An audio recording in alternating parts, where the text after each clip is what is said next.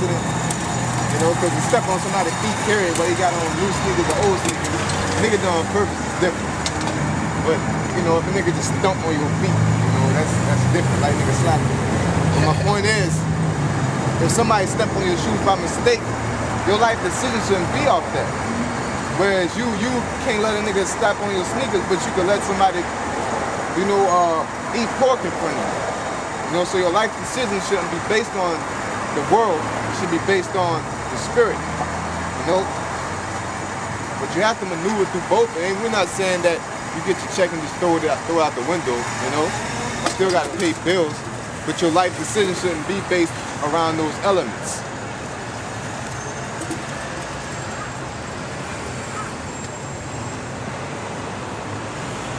Lay not up for yourselves treasures upon earth, where moth and rust do corrupt, and where thieves break through and steal.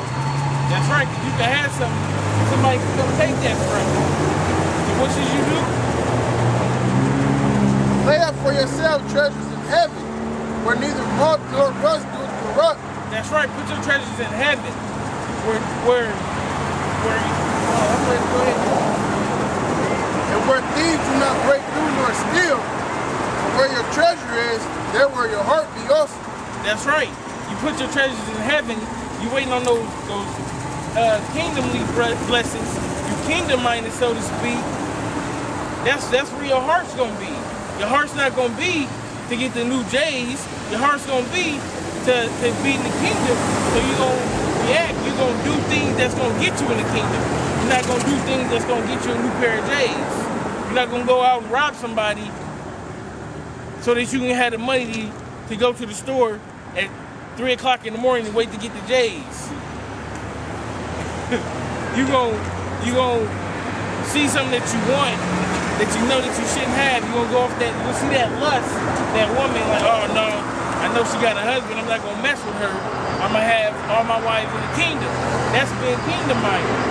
That's laying your treasures in heaven.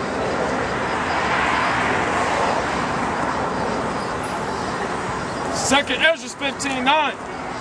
And therefore saith the Lord, I will surely avenge them and receive unto me all the innocent blood from among them. That's right. So the men that are laying their treasures in heaven, the men that are sighing and crying, the Lord said He's gonna recompense. He's gonna pay them back for that. He's gonna give them what they justly do. He's gonna answer their calls, answer their prayers.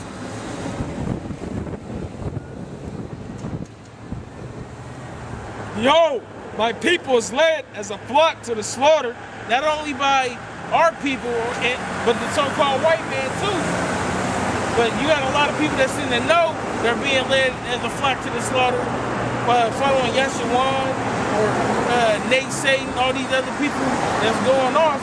You just leading our people to the slaughter, as well as these preachers that's in these church houses on every corner.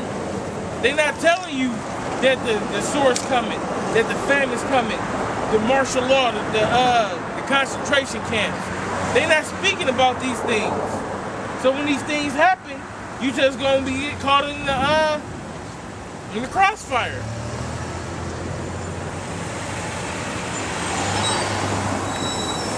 Yo, my people is led as a flock to the slaughter. I will not suffer them now to dwell in the land of Egypt. That's right, this is the land of Egypt right now. That's the land that we in. We in the house of bondage. We ain't got nothing in this place that we can really call our own except this truth. The Lord's not gonna let His righteous suffer here for too much longer. Once He come back and we out of here, we in the kingdom. That's what we got our mindset for.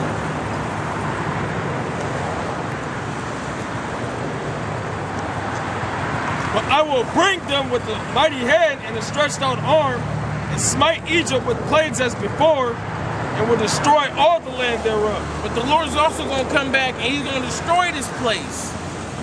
For all the wickedness that's happened in this place, you get that in these numbers in Matthew file. The Lord is going to destroy this place. It has to be. That's the only way that He can save the elect. That's the only way that He can save the 2/3 is by that death. That's the only way that He can repay the so-called white man for all his wickedness as well. It's like, I mean, the 2/3 ain't gonna be saved. I'm talking about That's on the nigga. saved. Yeah, I'm just giving the clarity on it. Because, you know, when niggas think that 2/3 gonna make it on the chariots, ultimately all Israel is gonna inherit the kingdom. All right, that's what the brother meant. Right, they gonna be saved by death. They gonna die, then be born and get in the kingdom.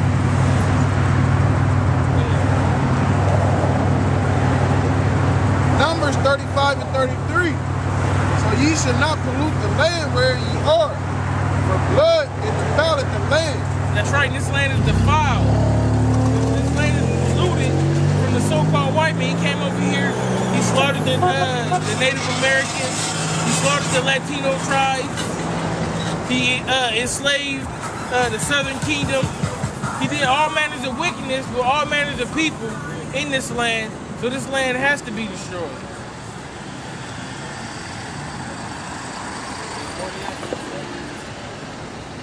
For blood it defileth the land, and the land cannot be cleansed of the blood that is shed therein, but by the blood of him that shed it. That's right. And the only way to cleanse this land is by the blood of him that shed it. Who shed the blood? The so-called white man. So the only way to get this place straight, so to speak, is to get rid of the so-called white man. But this place is never going to be inhabited again after that happens, when the thermonuclear destruction comes. Just like with Noah's Ark, the world just got so wicked and he just had to hit the reset button. Same situation with now. Everything is so out of order, you know, there's no one guy that can be set up and just get everything in order, because so many people are set in their ways through traditions of men. Therefore, what he's gonna do, like he always did, he has his chosen, he gets the chosen out, the rest of it just restart at the death.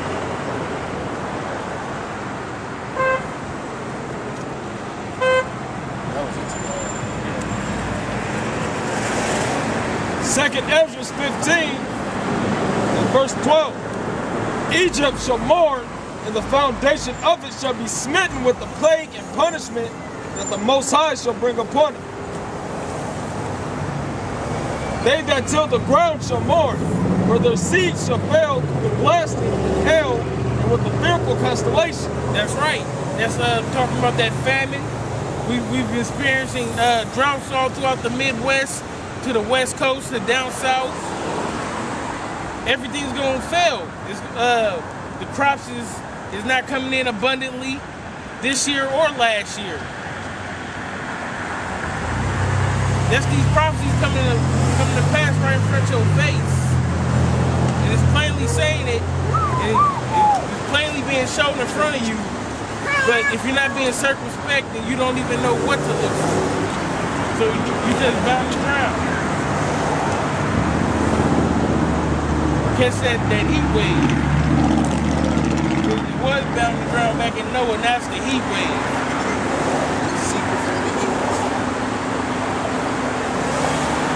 Woe to the world and them that dwell therein, for the sword and their destruction draweth nigh. That's right, it's getting close. And one people shall stand up to fight against another, and swords in their hand. That's right, it's a race war. And I was watching Gangland earlier, the KKK, all these biker gangs, you know what I'm saying? Even white supremacists in the military. This is one guy said that he said in his lifetime, there's gonna be a race war. White folks been claiming this for years. This ain't nothing new. He said that he's been literally recruiting for the last 20 years for a race war. So you might, just because you think that racism don't exist in 2012, don't mean that the next person feel like that. Racism exists if he wanted to exist, and it does exist. You gonna feel the effects of that racism. You gonna feel the effects of Negroes versus white folks, East Indians and Africans against Chinese. Everybody's gonna come against each other. And everybody who's of the same nation is gonna come together to go against those other nations. He said with swords in their hands. They ain't out here playing pity pat and dominoes.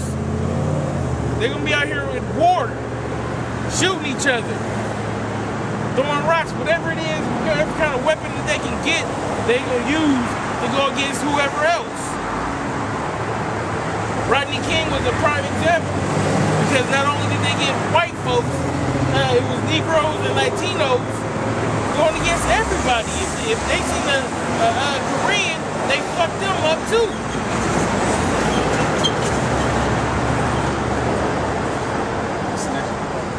Right, snatch you out your car, run up in your business, set your establishment on fire.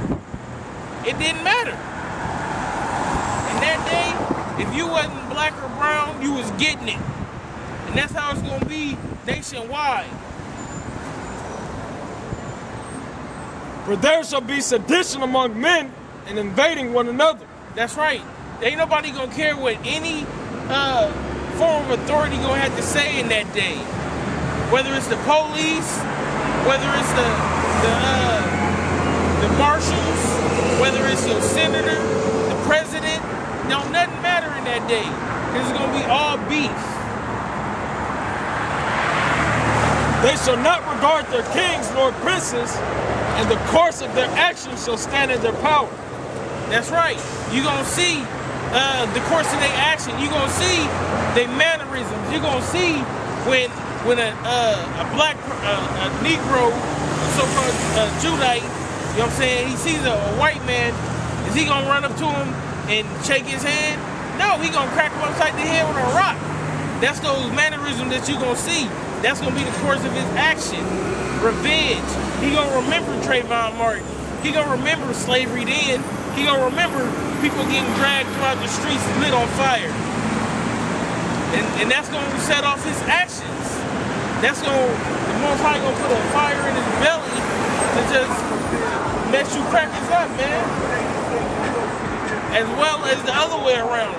The white man who already has all this hatred for us, it's going to get double. He gonna want to come after us.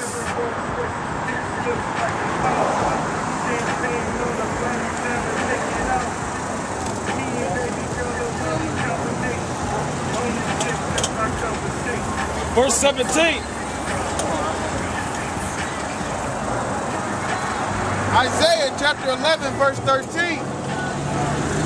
The envy also of Ephraim shall depart, and the adversaries of Judah shall be cut off. Ephraim shall not envy Judah, and Judah shall not vex Ephraim. That's right. Negroes, Latinos, the house of Israel and the house of Judah gonna get back together. As well as Native Americans, we gonna come together and we gonna fuck these crackers up, man. That's the conclusion of the matter.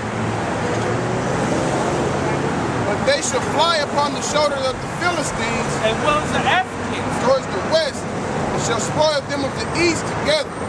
They shall lay their hands upon Edom and Moab. That's right. They'll lay their hands upon the so-called white man, the so-called Chinese. Anybody in that day is going to get it. It's going to be a free-for-all, a royal rumble. And the nation of Israel is going to come out on top. And the children of Ammon shall obey them. That's right. And the Japanese are going to be in line too in that day when we put that foot up their ass.